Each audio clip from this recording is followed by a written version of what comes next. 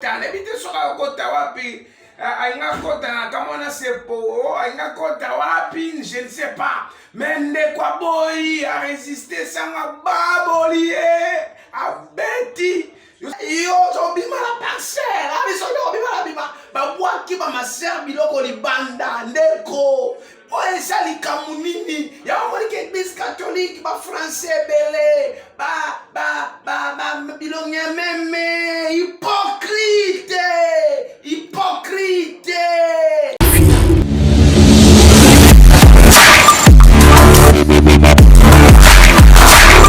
Le Seigneur, c'est le prophète Israël Mbambo. Au azong sur HP Media, au peuple de Dieu, balandaka mosena nzambe oyo. Bienvenue ko bisande komoko olanda siko émission lelo, to prédication lelo. Trop c'est trop. Na ye ko biso kenan Zambé Israël a changé histoire finayo. Lelo landa biso bien Zambo sala ba grande chose. Numéro de son contact est plus 243 90 77 87 672. So kanga obenten même la sous-émission toko bisango. Na bondeli internet Dieu de grâce. Na pesio merci Nzambe. Na sengitan au peuple au balandanga. Tika bazala béni na combo na yestolobi amen. Nazo parler les jugements de Dieu. Bien aimé, jugement ya Nzambe. Zambé à Israël a jugé peuple naïf. Avant Zamba juger peuple naïf, jugement mokili le venu ko salama. To salama kanda na Matthieu chapitre 25, le verset 31. Lorsque le Fils de l'homme viendra dans sa gloire avec tous les anges, assis sur le trône de sa gloire, toutes les nations seront rassemblées devant lui. Il séparera les uns avec les autres, comme les bergers séparera les brebis avec les boucs. Il mettra les brebis à sa droite et les boucs à sa gauche. Alors les rois dirent à ceux qui seront à sa droite: venez, vous qui êtes bénis de mon Père, prenez possession du royaume que vous avez préparé dès la fondation du monde. Car j'ai faim et vous m'avez donné à manger. Car j'ai soif et vous m'avez donné à boire. J'étais étranger et vous m'avez recueilli. J'étais nu et vous m'avez vêtu. Et j'étais malade et vous m'avez rendu visite. J'étais en prison et vous m'avez venu vers moi. Les justes lui répondiront: Seigneur, car aurons-nous vu avoir faim avant de nous donner à manger? Bien-aimé, Jésus awa azoloba tant que moi na moto ben Yesu Masia ko ya na trône na ye balobi bikolo nyoso et comment na ye tant mazo kitana ba angelou babi la nation se comment na ye pe alobi ako séparer ba brebis na ba bouc ne bison tabaza memete tabata leli alelia kozwa mvua memete autika na ntaba Zamba lobi a séparé taba na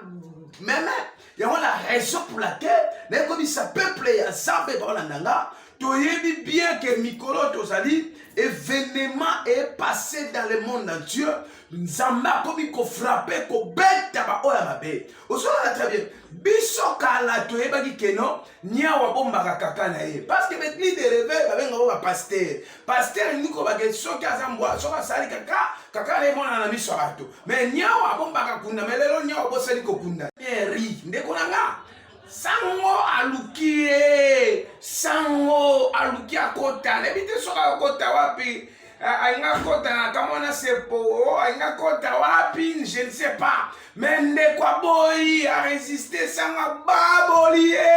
a beti yo so comprend très bien comme il viole yo mo moni que no sango wana kakate abandana ba serre belé na bisa pe ba serre mususu yo sa ma serre nebite mo ma serre eza la bible ta na bible na nga na tanga na mona place mo te ba comment ma serre non chrétien mon Christ on est la Bible va comment ngo ya mo que la raison pour laquelle na ta auto saline déco yo mtona na biso en direct il faut batelo nzamba va séparer ba faux serviteur aboki bon libanda ba vrai serviteur abimisi bango na ebisaka bino que diable la na Rome bondi makangate Satan aboluka adresse na Rome place ala la pongi ya mo ebisio place ola nanga sikolo tala makambo ezo passer. Comment sango azoluka ma sœur? C'est-à-dire abimana ba ma sœur combien sont azana sida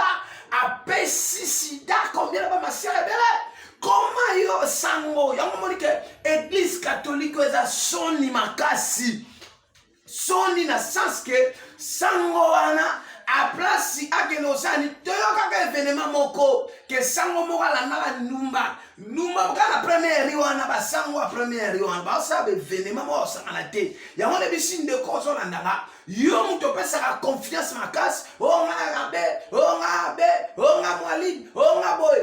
lelo omoni yango na bisio bien que lo sango wana balongole kisango te me babondela pone babengana besprit yango sokola kelo na kati ya basango misusu il y a des esprits o eza kati na bango ezotosata kombo azambe te bandimakazi babazo besprit lefanda abondama yango bisike ndeko nanga omoni ke bamasera marke wana bapengwe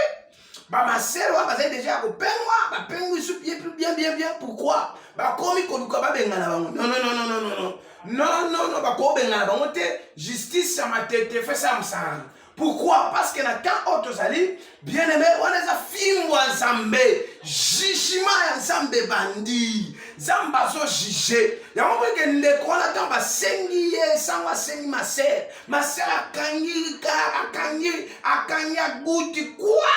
yo kotete jamais tu vois bino soki na quantité yo zobima la parcelle abiso yo bima la bima babwaki ba maser biloko libanda ndeko o esali kamunini ya moni ke église catholique ba français belé ba bilonye meme hypocrite ya moni ke ba déface vomi malatin zamba bazwa malembe kolo malembe Mana bokene mau toko kutana na Mesia tize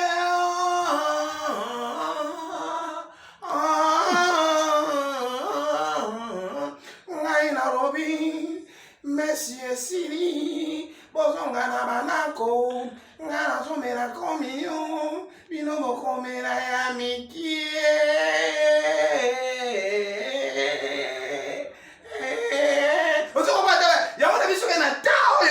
tokomi na ta peuple de Dieu l'avocat soki église mususu makelele bani omoni ke basango depuis kala pendant 1900 et combien basala omoni na comprendre sikoyo lokola basango babalaka te basala couveze bazwa basi ya nzambe bakanga bango en otage baba na odo daka don yango moni place osawa ndeko kotina mwana masete yo kokone wa sekte yo bima okoma maserta ba masela ngo ba premier ribino pe bolingi beauté akotia fula mes crayons na rouge à lèvres leo to sukiwa okoma ta uzamba baliko visiter kokitya jugement na ye na batu nyonso oya mabe tokomi comprendre bible lobi ke nzamba lobi ba o bakozala na droite bango nde bakota paradis ba o bakozala na gauche bango nde bakokende enfer abi ntango nazangaki eloko kolia ndeko apesaki ngeko kolia kola pambolo mtu sungaka ntango nazangaki nabelaki ndeko akokandanga visite ntango nazalaki na prison ndeko akikotalanga tanke ngai nazalaki étranger ya yambaki ngai nazangaki elamba kolata yapesaki nga elamba kolata nayebisa ndeko moko yoso mérité ozo possession ya royaume yango la raison pour laquelle nayebisi peuple de Dieu obalandanga na minute oyo ke bakambu nyonso ba vérité nyonso bibelo eza na kuku ekobima na poisa yango bandi kobima na poisa ndeko tika na bisa yo o esalami wana tomoni yango ebimi o basango babombaka makambo ebimi yango wana bimi ebimi maselo wana na minute oyo akoyoka mutu te alobi jamais soi-disant bakomi kokosa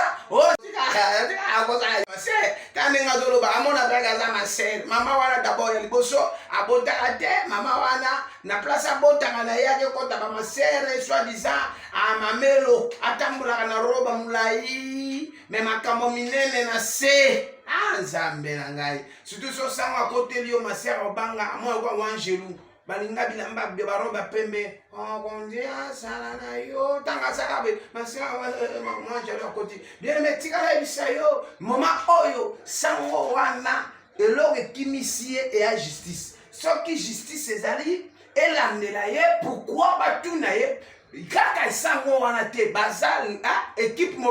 mobimba ya basango batangi moko be basebele oyo babimaka ba maser ba musu ba botsa ba maser toka likambo wana eza ya sikate ba sango musu akoma bota même na ba cité mais comment sango yo zo ndima ko au prêter serment ba consacrer yo mais tala makamosa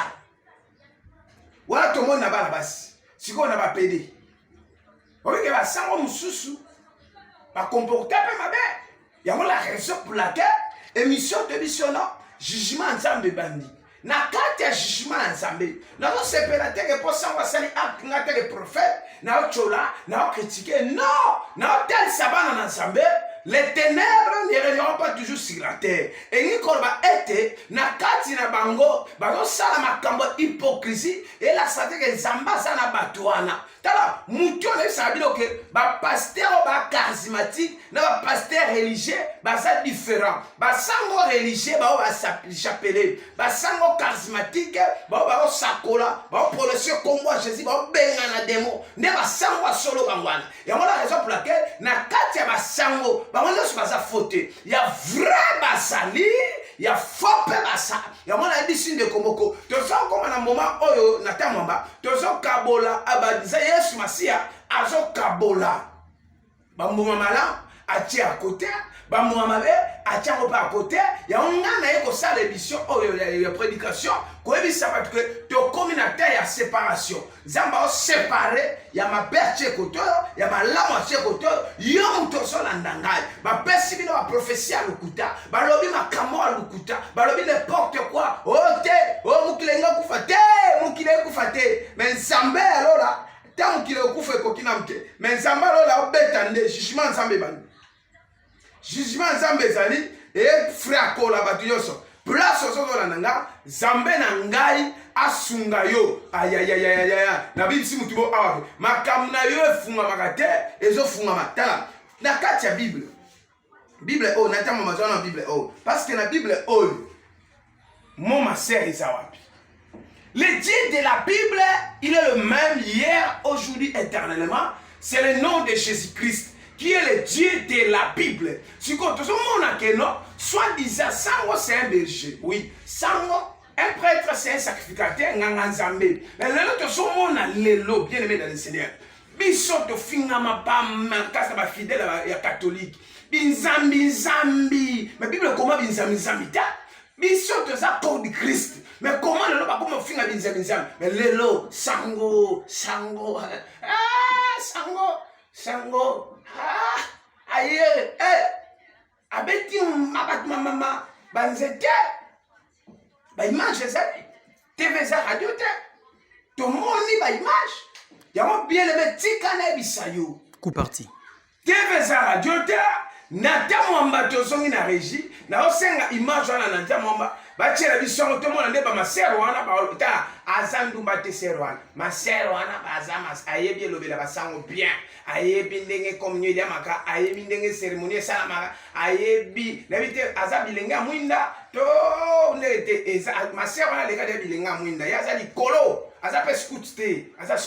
azali kolo ya mwana moni na tamwamba chama kaptolanda yoka na tamwamba yo na peselia yoka image landa yomoko apote ozo merci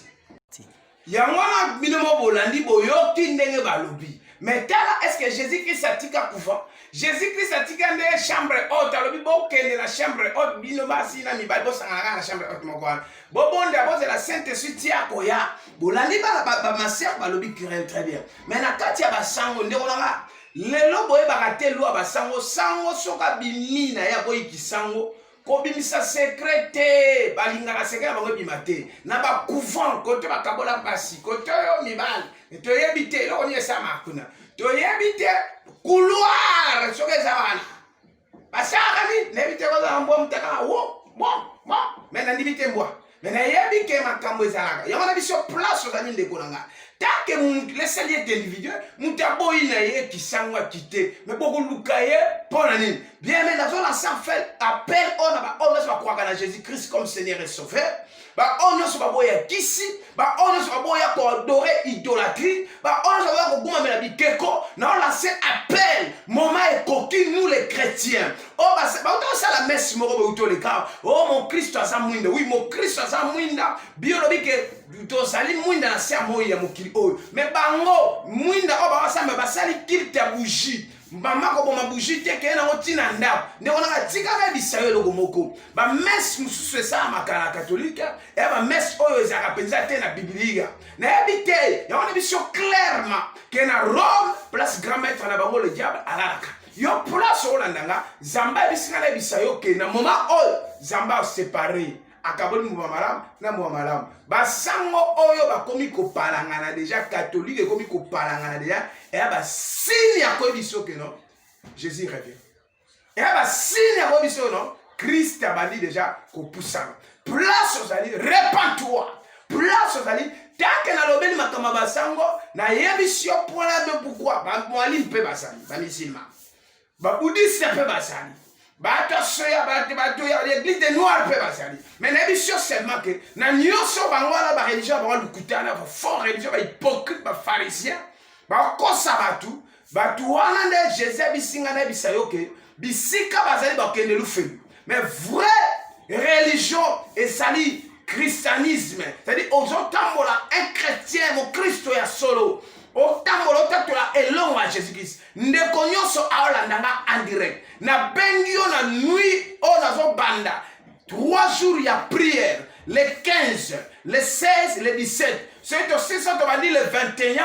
le 22 le 23 donc ça 6 jours bien mais place aux alliés au kotananga au niveau pour ça que non Moïse n'a le prophète d'Israël ane aussi la raboité donc ça la prière wana na prière wana zamba recommandé là abi singa et de don bon de la sam et ça na makamsus nzambe akosala pour la chef de l'état ya surtout en boka la biso bible lobi que biso moko déjà ba tsena nzambe to bon de la ya pona e est-ce chef de l'état aussi na requête non biso da to prière pour la to bon de la ya mo bi siko sali ndeko nanga tant qu'on sali